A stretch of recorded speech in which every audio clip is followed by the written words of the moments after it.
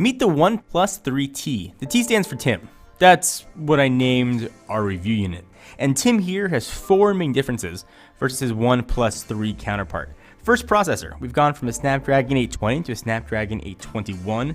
The battery's got a really nice increase. This is probably one of the biggest reasons to get the phone. It's gone from 3,000 to 3,400 milliamp hours. And if I was good at math, I could tell you what percentage increase that was. The front-facing camera's also been improved from 8 megapixels. It's been doubled to 16. And also increasing is the price. The OnePlus 3 is $399 for 64 gigs.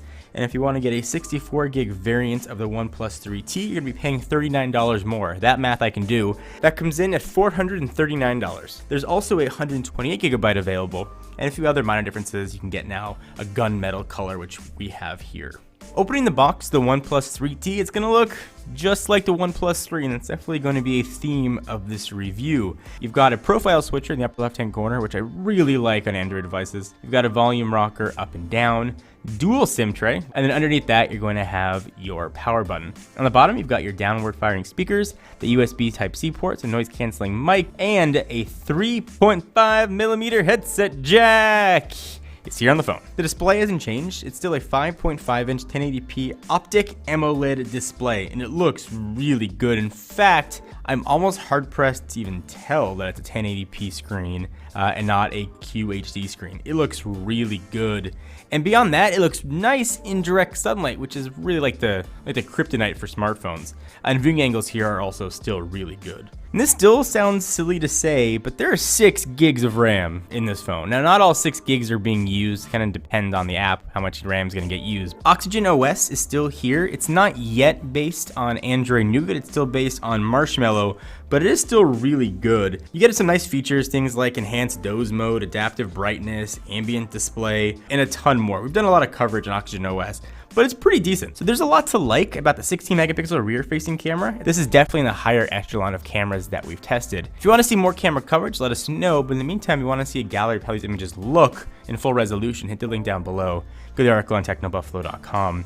In our test of the original OnePlus 3, we didn't have any heat issues, but I did notice the OnePlus 3T did get a tad on the warm side when I was playing a lot of videos, and it would take about 10-15 minutes for the warmth to actually be detectable. Nothing that's going to burn you in the pocket, but something to be aware of. And you'd expect from that extra 400 milliamp hours battery life to be better, and it was better from already really good battery.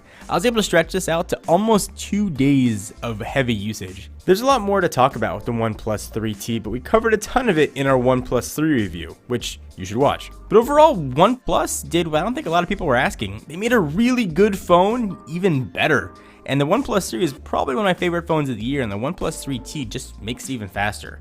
I didn't notice much of a speed difference between the Snapdragon 820 and the 821. The clock speed difference is almost nominal.